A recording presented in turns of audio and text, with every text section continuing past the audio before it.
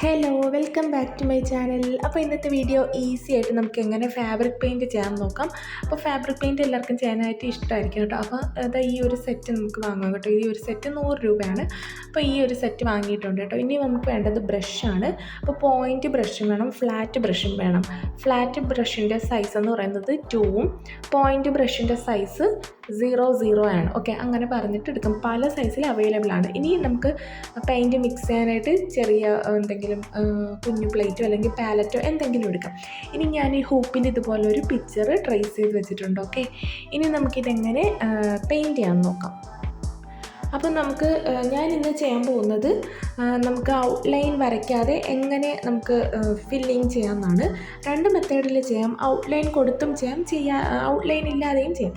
Okay, അപ്പം ഞാനിപ്പോൾ outline ഇല്ലാതെ മെത്തേഡ് കാണിച്ചു തരാം. ലാസ്റ്റ് ഔട്ട്ലൈൻ കൊടുത്തിട്ടുള്ള മെത്തേഡും കാണിച്ചു തരാം. ഓക്കെ, അപ്പോൾ നമുക്ക് കുറച്ച് പെയിൻറ്റ് എടുത്തിട്ട്, ആവശ്യമുള്ള പെയിൻറ്റ് എടുത്തിട്ട് 2 ഡ്രോപ്സ് കുറച്ച് വാട്ടറും കൂടി ഒഴിച്ചിട്ട് നമുക്ക് നന്നായിട്ടൊന്ന് മിക്സ് ചെയ്തെടുക്കാം.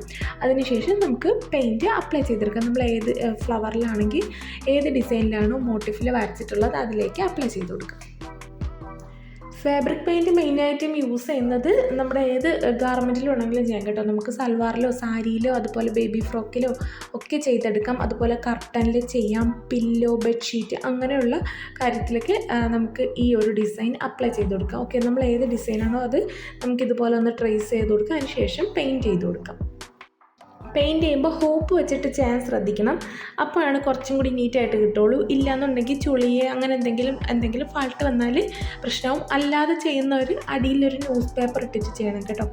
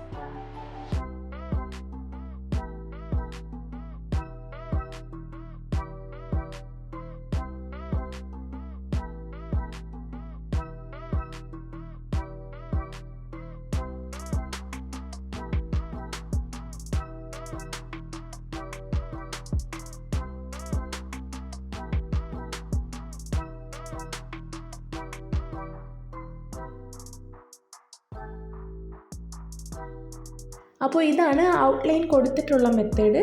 ഔട്ട്ലൈൻ കൊടുക്കാതെയുള്ള മെത്തേഡാണ് കേട്ടോ ഞാൻ വീഡിയോയിൽ കാണിച്ചിട്ടുള്ളത്. അപ്പോൾ നിങ്ങൾക്ക് ഇഷ്ടമുള്ള മെത്തേഡ് ചെയ്യാൻ കേട്ടോ. അപ്പോൾ വീഡിയോ ഇഷ്ടമായാൽ ലൈക്ക് ചെയ്യണം, ഷെയർ ചെയ്യണം, സബ്സ്ക്രൈബ് ചെയ്യണം. മറ്റൊരു വീഡിയോ ആയിട്ട് വീണ്ടും വരാം. ബൈ.